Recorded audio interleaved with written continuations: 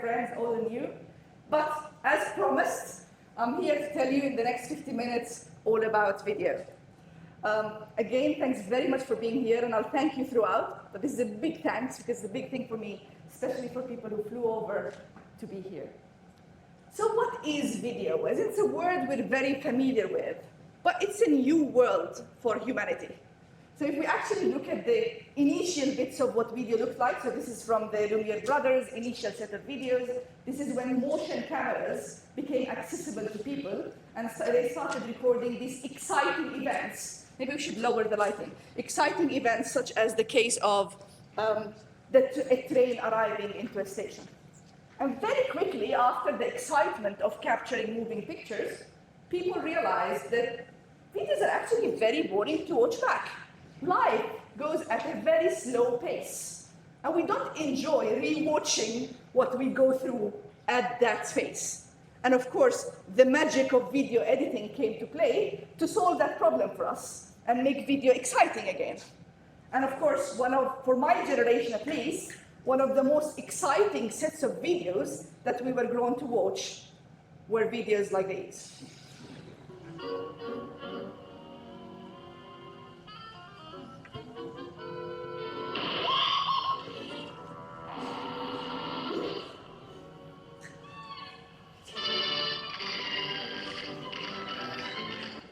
What did these videos present completely different to what we had before? First, of course, the use of audio, the magical use of audio at the right time. Interestingly, the use of visual effects, where you see the causal effects of actions drawn on the situation. And importantly, not everything is going at the same speed. So as kids, we grow watching these videos, at least my generation, I don't know what's happening nowadays, but you would sit passively and watch these videos from which you learn about things you might not ever see. I remember coming to the UK, the first time I saw a fox in person was in the UK, and I remember thinking, I saw this in cartoons. And I was mapping what I saw in cartoons to real life. And video understanding really stemmed from here, which is, can we replace this intelligent kid learning about videos with an intelligent agent that's supposed to watch videos and understand about the world by this passive observation? And so from here, people doing computer vision, which is the idea of learning from videos or from images, thought, okay, what type of videos should we feed this intelligent agent so it can learn about the world? And I'm going to split this between videos captured by what I call a remote camera, videos nicely edited, i.e. movies, if you look at the top right, and that's what people started working with. That means they took images from movies of people doing basic actions, like drinking or smoking, and then training the methods to actually figure out what's happening in these movies. For example, taking footage like this, labeled with the action of sitting down, giving these to the computer and saying, okay, now can you recognize what sitting down is? And that was really interesting. However, they discovered very quickly that movies don't contain much about the daily life. You don't have anyone cleaning in the movie. You don't have anyone kind of fixing a car in a movie. The set of actions in movies was very limited to what the scripts of Hollywood offered. And that's where my little history of video understanding started. Joining Leeds, working with David, I'm really glad he's here with us today.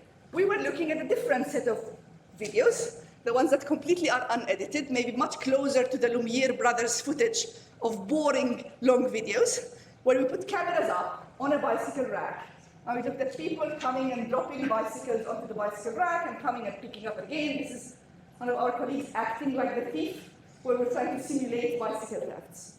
And in that work, with these untrimmed, long, boring, slow videos of daily life, we were trying to understand whether someone dropped, picked the bike, or just passed through, which bike they dropped and picked, and critically whether we can connect the event of the drop of a bike early in the morning to the same event of picking up that bike maybe many, many hours later.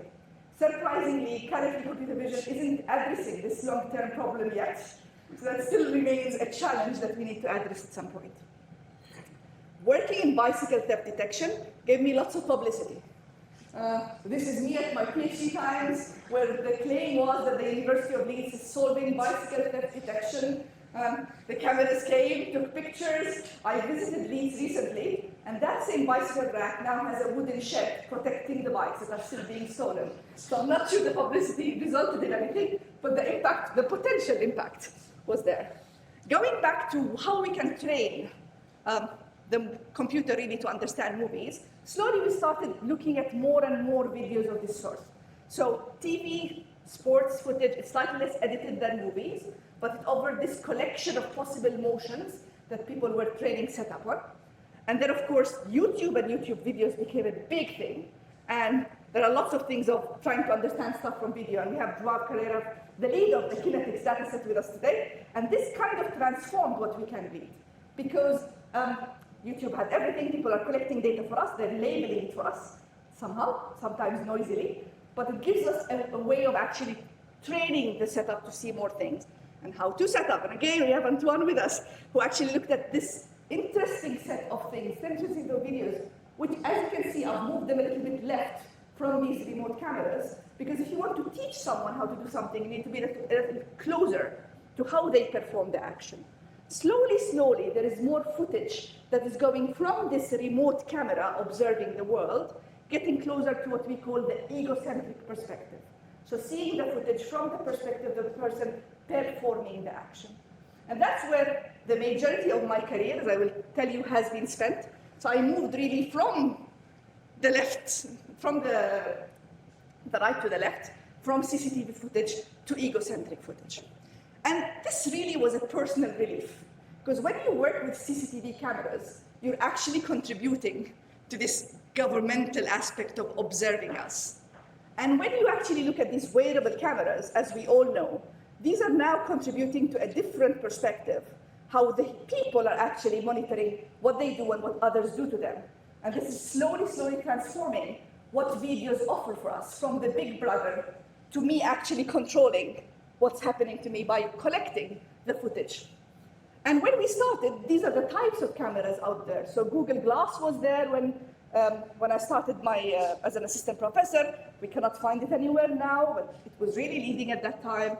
Some clippable footage, and critically the GoPro, which the people in the team have used so many times. It was designed to collect sports activities, but it offered this robust hardware because it was designed for sport to really collect very interesting egocentric setup. Nowadays, there is a crazy race to collect, to build and distribute the next commercial wearable technology. It's very interesting. All these big companies are having these secret or less secret projects saying we will bring the next wearable technology of the future. And the reason there is a race is because of the present times. If you go outside and you see how people are going around holding that mobile phone as they cross the street, the photojournal I took it in Beijing in the underground, like people are not enjoying life because they want to remain connected all the time. And so they're actually not able to use their hands in daily life because they have to have this handheld device. And this is the belief of all these commercial approaches, is once we have a robust, long-term with battery wearable computing, then these people will jump onto it because people want to remain connected all the time, for the good or the bad. So over the years, I have been involved with a number of data collections to see how the world looks like from an egocentric perspective, from a wearable camera, all the way from the EU project, 2012-2013. I was a postdoc then, and then slowly the first dataset we collected, the BOE dataset, and of course, Epic Kitchens, and finally Ego4D. Let's look at some of the old footage we collected. This was in the gym at the University of Bristol, the old gym, and we really kind of asked if we can collect examples of people interacting with the gym setup. And I want to really thank the faculty research board that always reviewed our request to collect videos with plenty of understanding of the potential. Of course, luckily, we don't collect faces because of the egocentric setup. But again, I know lots of universities where people are not as supportive to us collecting this type of footage. And from these early setups where we collected data without audio to, of course, Epic Kitchens.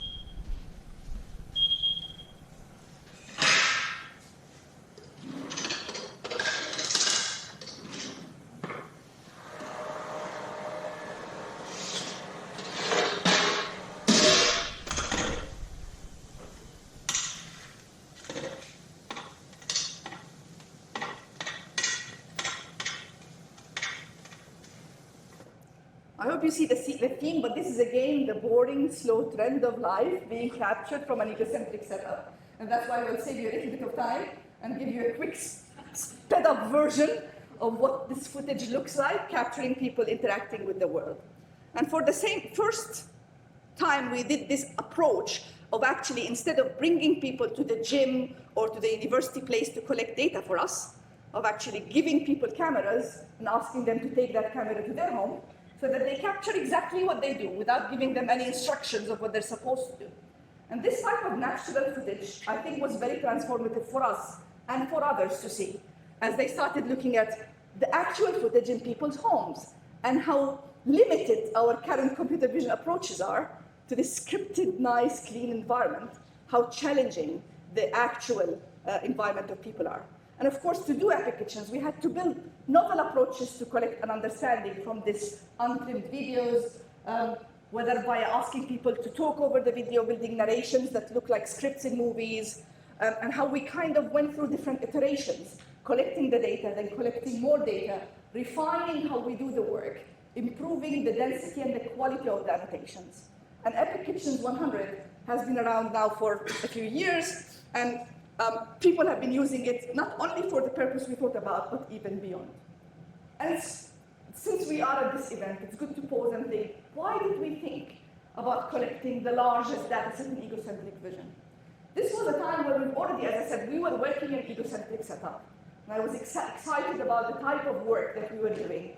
And I went to different universities in the northeast of Canada and the US, to MIT, to Toronto, to CNU, and to Maryland, presenting our work with all the excitement I had.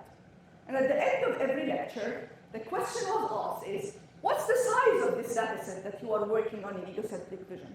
This was the era of deep learning, where people believed that unless you have enough data, you can't prove the validity of your models.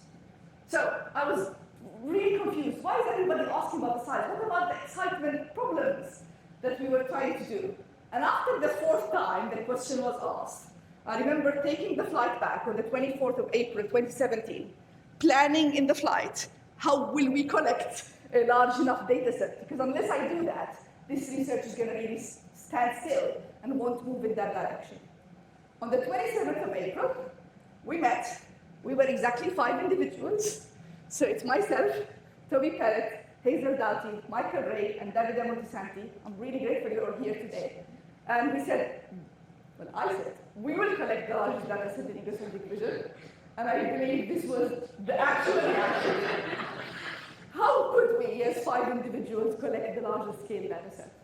And of course, 1 year later, we managed to actually release what was the significantly larger than any data set out there, the largest data set of first-person vision, and this happened via brilliant collaborations, and I'm really grateful to have with us Antonina and Giovanni from the University of Catania, who were key collaborators for achieving that mission within the time specified. Epic Kitchens has been around for like 5 years now, and if you visit the webpage, you see how much impact this had done. And just in a few numbers, this was already downloaded more than 2,400 times by people from 45 different countries. 700 different papers have used Epic Kitchens in their work. And only last year in the challenge, we had 85 teams submitting with 400 different models evaluating their approach on Epic Kitchens. So, sometimes you're pushed to the corner by people asking you what's the largest data set, and you have 2 ways around this. Either you find a way or you stay in the corner, and I'm glad we took the big jump and it really proved valuable. So we have this data. What can we do with egocentric videos? And my claim is that we really can do a lot. We can ask the standard questions. What is the person doing? What are the objects? Similar to how people were asking this question from movies, sitting down and smoking and drinking. But we can also ask really interesting other ones, like how is the person doing it? How skilled they are? What tools do they use? We can ask why are they doing this? What's their goal? What are they going to do next? What are they trying to achieve? We can also ask about exact moments. When did this happen? And then we can really track where they go around, building a map of the world and understanding how they change the world via tracking or segmentations. Another topic that hasn't yet been started, but my fear is that it's coming at a faster pace than we want, is understanding the camera wearer their feelings, their personalities, and maybe influencing them. There aren't yet much research out there, but the richness of this footage, I think, will offer things we need to be aware of as these cameras capture what we do in our daily life at the slow pace of Lumiere's footage, but at the intelligence of these deep learning approaches that can now really understand a lot, memorize, build, and extend. So let me tell you about a few things we've tackled out of these interesting challenges. And I'm hoping they're not too technical, because I know there is a various background, but I tried it on my sister and my brother. They weren't too disappointed or confused, so I'm hoping that will work. So this is a work that we've done on looking at when exactly has an event happened. We start from rough estimations. So all these small cups that you see upside down are initial estimations of when something happened. And what you see at the bottom are these refined edits. So we give rough alignments, and then we ask the model to look at these bunches of videos and then really hone down on the exact moment at which an event has taken place. So basically, we start roughly and we say, roughly around this location, someone is opening a fridge. But we have loads of examples of source. And then we sample frames around this location, and we build a model. This model is still very confused, because it's really, picking up bits and pieces of relevance or irrelevance. And slowly over time, the model kind of gets closer in location to the exact moment and improves as a model itself towards getting to the point where the model is reliable and the location of action is also reliable. So looking at a few examples, this is an event of taking a glass before we refine it. And then this is the refined event of taking the glass. So the model is able to pick this exact moment from the extent of the action. Similarly, for example, this is, I think, moving a bottle, and then this is the longer video, and then the exact moment that the person had moved the bottle. And interestingly, for people working in computer vision, they know that we have been labeling these start and end times for a while. And interestingly, these are actually a lot shorter than those start and end times we have been manually labeling, because this is the discriminative tiny bit from the long video, raising the question of whether our manually defined start and end times are of relevance. And actually, this work has triggered a sequence of things. Davide was telling me in the morning he's bored of reviewing papers and all use single timestamps, because how it triggered this stream of different people that are trying to use the same approach to understand videos. Another work that I think is very approachable but very interesting, and we are due to present it next month in CVPR, which is our flagship conference, is on goals. If we look at some of the footage from Epic Kitchens, we see the people starting by, you wake up in the morning, you go to the kitchen, you take the toast, you put it in the toaster, but you don't stand there waiting for it to finish. You just move from there, you start brewing the coffee, and again, you don't stand there. You go from there, you realize, okay, some dishes have been there from the night before, let me wash them. And you do that until the bread is ready. So you add the jam, etc., until you kind of go through this, we call it like a weaving of goals and events all the way from the beginning to the end. So as a human, we can easily understand that. Interestingly, the machines now are not really even trained or asked to achieve this unweaving of what we do in our daily life. So this attempt was actually trying to build a network that replicates that. So it starts by saying, okay, I'm observing something in the world. Okay, so I'm building a memory of what I'm observing. And then slowly I am building this memory over time.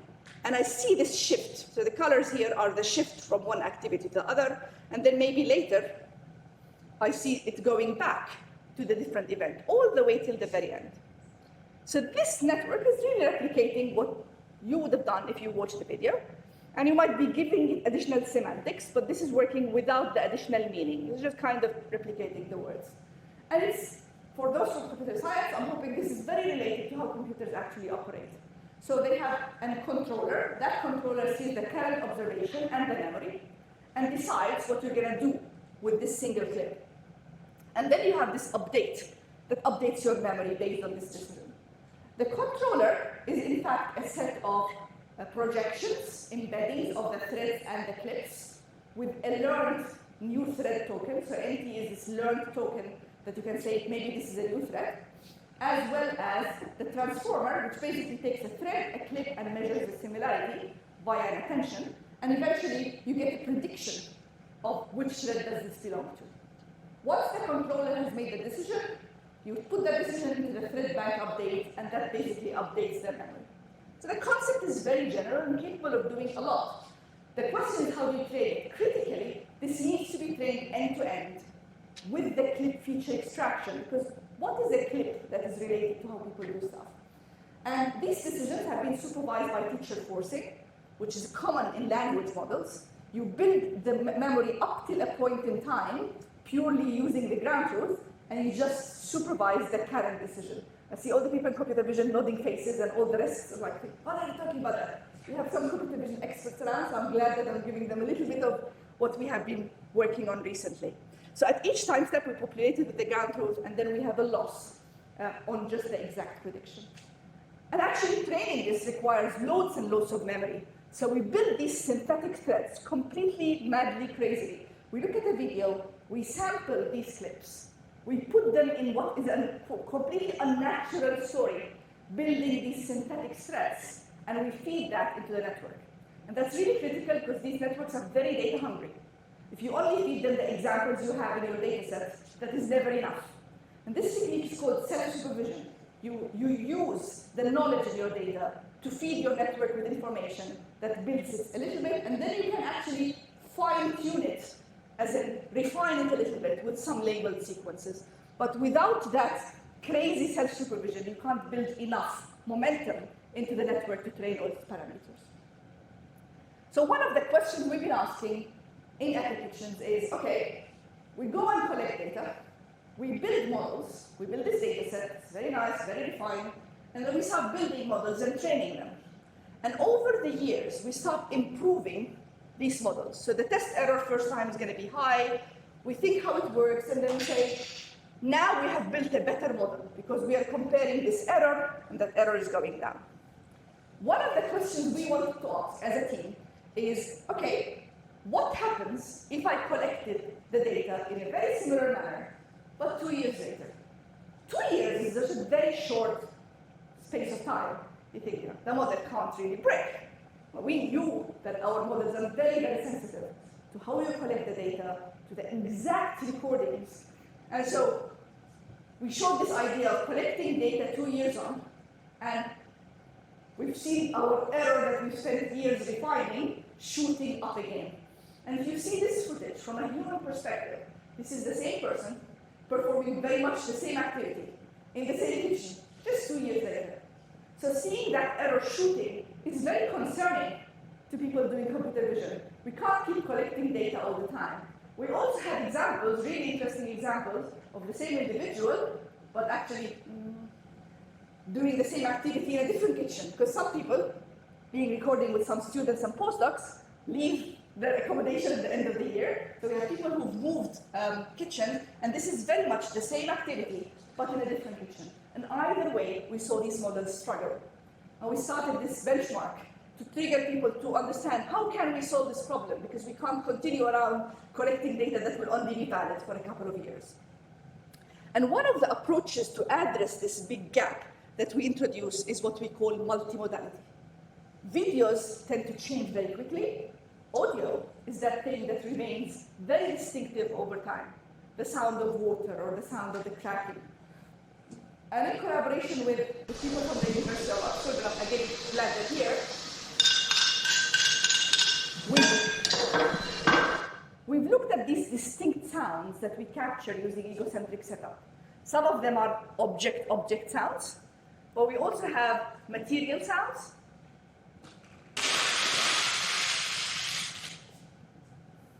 And we have what I'm calling sound emitting objects. Sorry for the noise.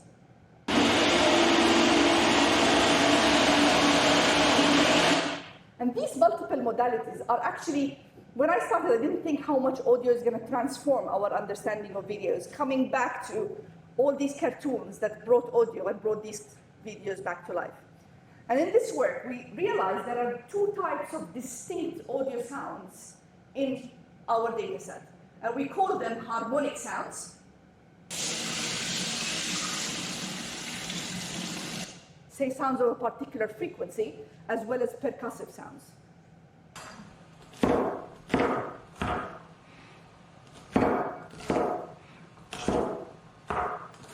And these are very distinctive to identify. Actually, the model recognizing one is not going to be exactly the same model recognizing the other. We actually realize also that this is present in other non-egocentric datasets. So this is basically other types of data with harmonic sounds.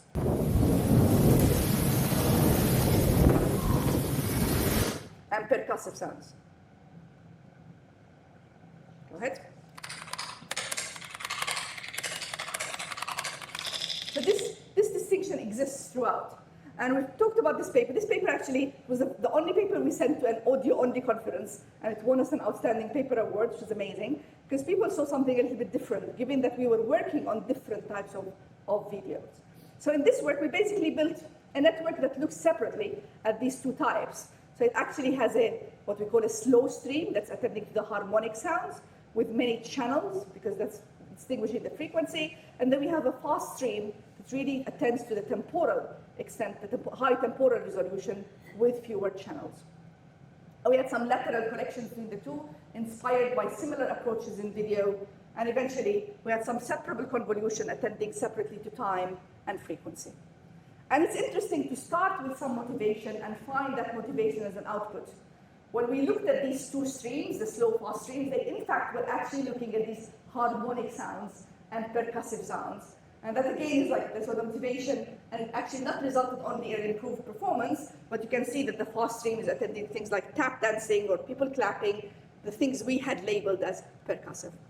And it's interesting, actually, recently there's a paper from DeepMind where they said that our slow-fast architecture is good at learning rich audio representations. They showcased that it was even useful for speech and for music and other stuff we haven't even considered.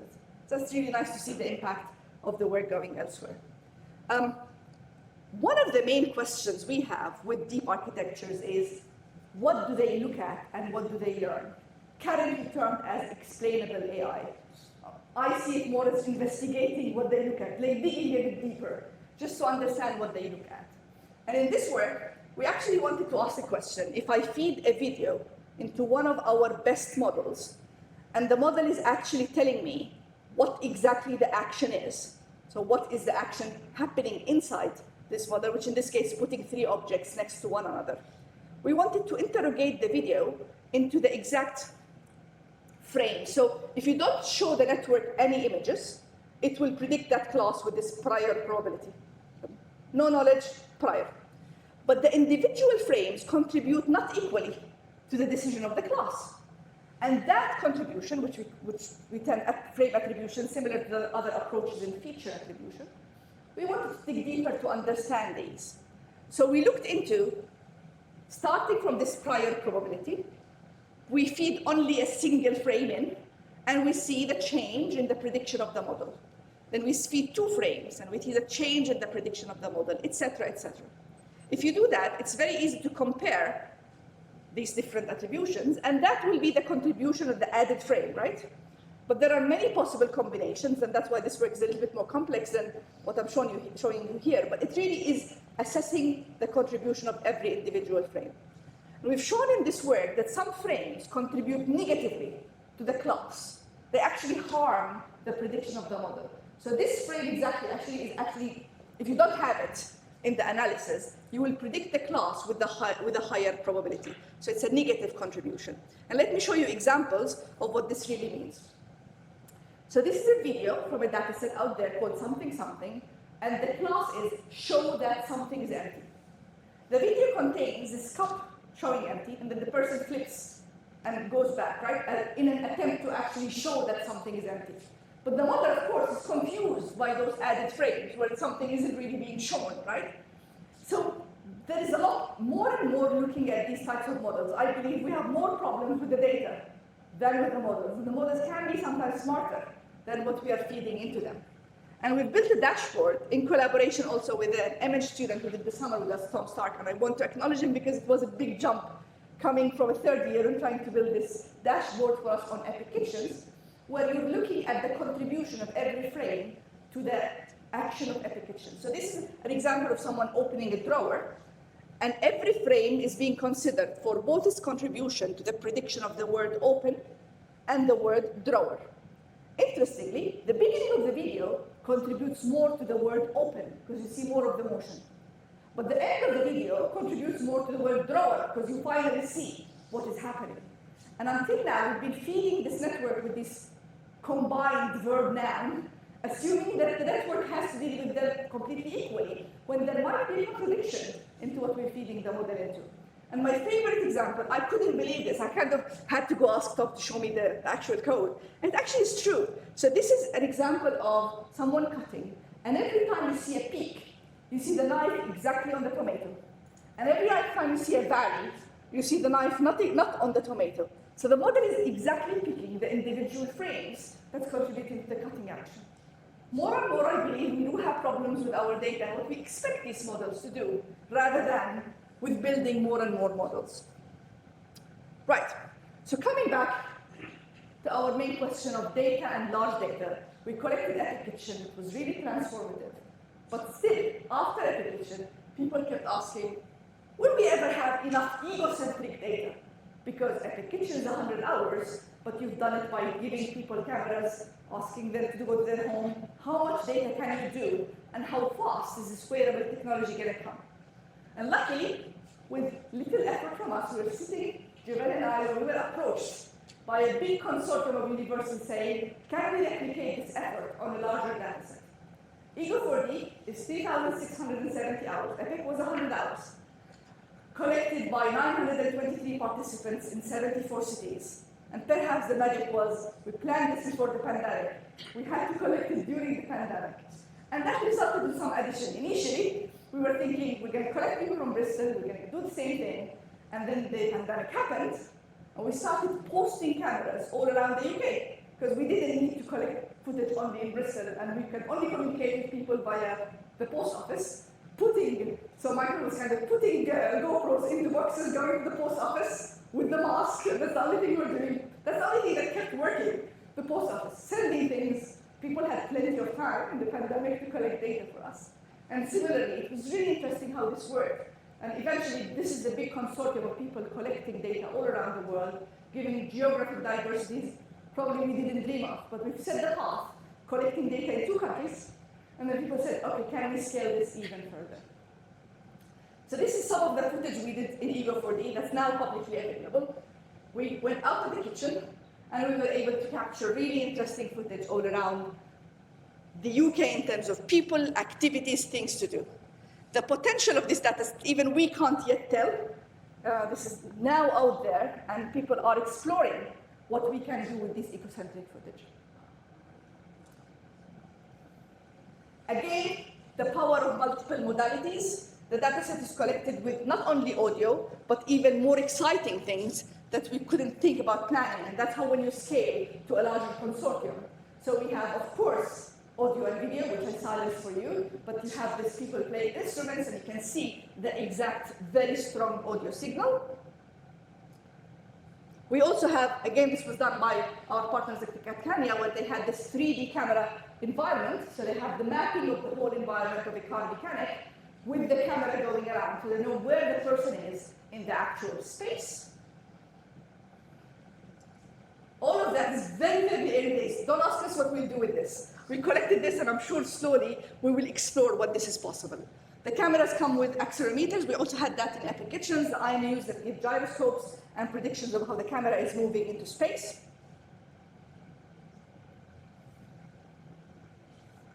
Interestingly, at CMU, they started collecting stereo footage, seeing whether stereo really matters, how much depth impacts, and understanding when it comes to egocentric footage. And at Georgia Tech, primarily, they led on the collection of the multi-person settings, the social settings, where you have 5 or 6 people all wearing egocentric setup, and they were playing social games. We could not collect data with faces here, but they were able to do that, and that's where the geographic diversity. And finally, gaze. And I know, we always talk about gaze and being able to see how gaze can predict what's going to happen in the future, as opposed to what happens now. So the potential for Ego4D is large, and this is a big consortium with plenty of potential questions we're asking. But just to tell you about one thing we started asking, which is, let's take a simple action or a simple word like cutting. And what does this mean now in Ego4D? So we knew what it meant in cooking, right? We know what cutting is. But if you start looking a bit further and taking cutting in arts and crafts, you're not going to use a knife, right? It's now a different tool. And if you go into the mechanic environment, that's again a different tool. We all recognize this as the action of cutting, but now visually it's even more diverse. Or even thinking about the same action, but in geographic diversities. So the same cooking attempt, whether it's in Japan or in the UK or even in Rwanda. So plenty of potential for looking beyond what we've had before. Now we have more data than we can actually use. It's going to take us several years to analyze what we have in hand. And finally, this project is done in collaboration with the University of Michigan and the University of Toronto. And hopefully we'll be out with the people, with the world very soon. Fingers crossed. I think we've been panicking yesterday thinking, will we hit the deadline? Hopefully we will. But we're trying to actually label the data richly with an understanding of the exact pixel level representations of actions and objects. This knowledge of exactly what the person is doing, how is the person doing it, and we've collected these manual annotations of objects and interactions. This is not an outcome of a method. This is manual ground truth. However, we were able to take this manual ground truth and build some additional annotations from it. But even like this, like people who do computer vision, we've never had this idea of having actions and impact of these actions on the pixel level, as in on individual pixels in the image. We are able to actually take these and build richer, denser, high frame rates videos that will show us how objects are moving. And I talk to people doing robotics and they tell me, this is what we need. We will need to really ground all those actions in a way that we can replicate the action by an intelligent agent. But yeah, being able to produce from these, we call sparse annotations, some dense representations of objects as they are being transformed. And some of this footage, for me, are super exciting, just seeing the ability to track people opening. This is butter. I know when we change the colors of things, you don't recognize them anymore. And this is a person slicing butter and putting them, basically doing a recipe, putting them into the scale and measuring exactly how much butter the person. They're very careful. I would have just added a lot more butter, but they're very careful people.